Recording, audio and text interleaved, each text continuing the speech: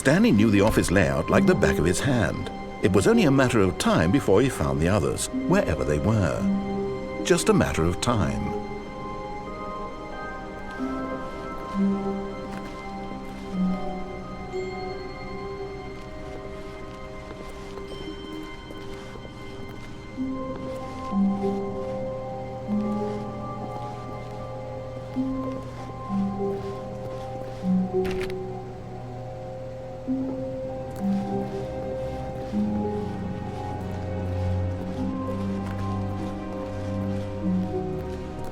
When Stanley came to a set of 2 open doors, he entered the door on his left.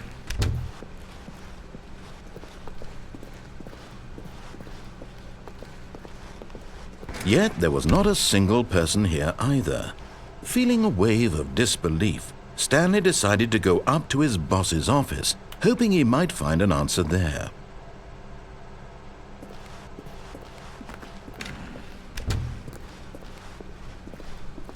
Coming to a staircase, Stanley walked upstairs to his boss's office.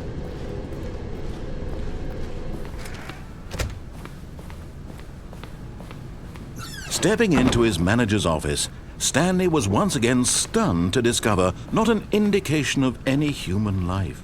What could it mean? Stanley wondered aloud to nobody. He began wildly tearing through papers on the boss's desk, pulling books off the shelf, looking behind paintings, desperate for clues to his situation. But his attention was caught by a keypad behind the boss's desk. What could its purpose be? In fact, this keypad guarded the terrible secret that lay buried below his feet. And so the boss had assigned it an extra secret PIN number, 2845. But of course, Stanley couldn't possibly have known this. Yet incredibly, by simply pushing random buttons on the keypad, Stanley happened to input the correct code by sheer luck. Amazing. He stepped into the newly opened passageway.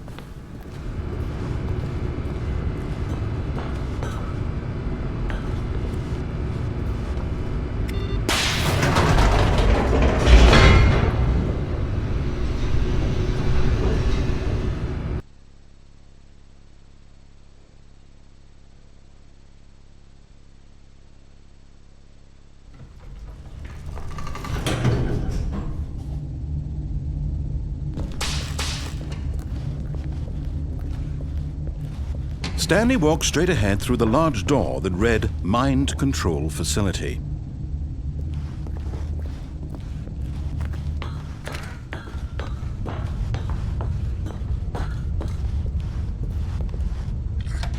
The lights rose on an enormous room packed with television screens. What horrible secret did this place hold? Stanley thought to himself. Did he have the strength to find out?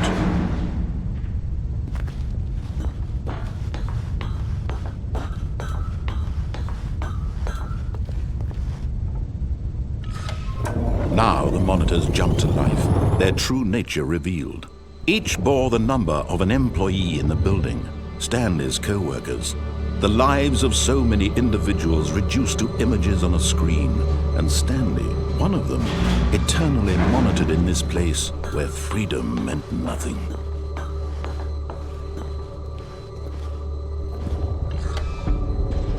This mind control facility, it was too horrible to believe. It couldn't be true. Had Stanley really been under someone's control all this time? Was this the only reason he was happy with his boring job? That his emotions had been manipulated to accept it blindly?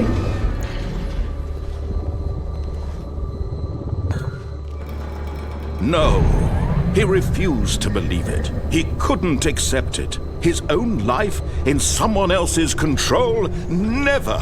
It was unthinkable, wasn't it? Was it even possible? Had he truly spent his entire life utterly blind to the world? But here was the proof, the heart of the operation. Controls labeled with emotions, happy or sad or content, walking, eating, working, all of it monitored and commanded from this very place. And as the cold reality of his past began to sink in, Stainley decided that this machinery would never again exert its terrible power over another human life, for he would dismantle the controls once and for all.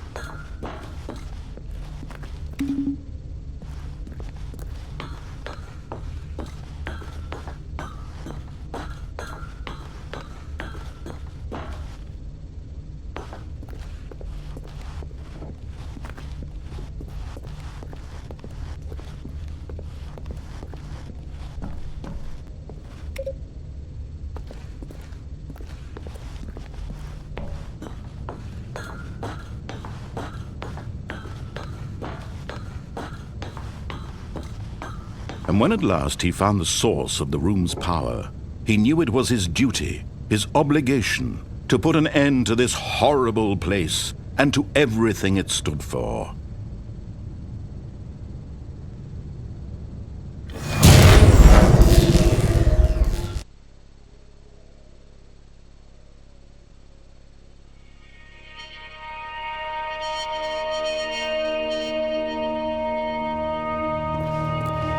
Blackness and a rising chill of uncertainty.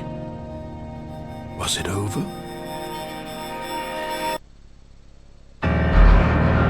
Yes! He had won! He had defeated the machine, unshackled himself from someone else's command. Freedom was mere moments away. And yet, even as the immense door slowly opened, Stainley reflected on how many puzzles still lay unsolved. Where had his co-workers gone? How had he been freed from the machine's grasp? What other mysteries did this strange building hold? But as sunlight streamed into the chamber, he realized none of this mattered to him, for it was not knowledge or even power that he had been seeking, but happiness. Perhaps his goal had not been to understand, but to let go.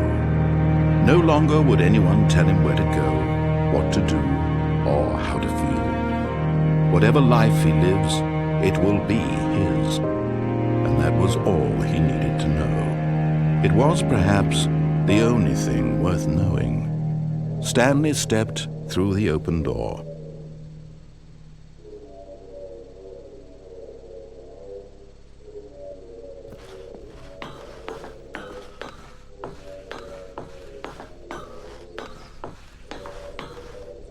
Stainley felt the cool breeze upon his skin, the feeling of liberation, the immense possibility of the new path before him. This was exactly the way, right now, that things were meant to happen. And Stainley was happy.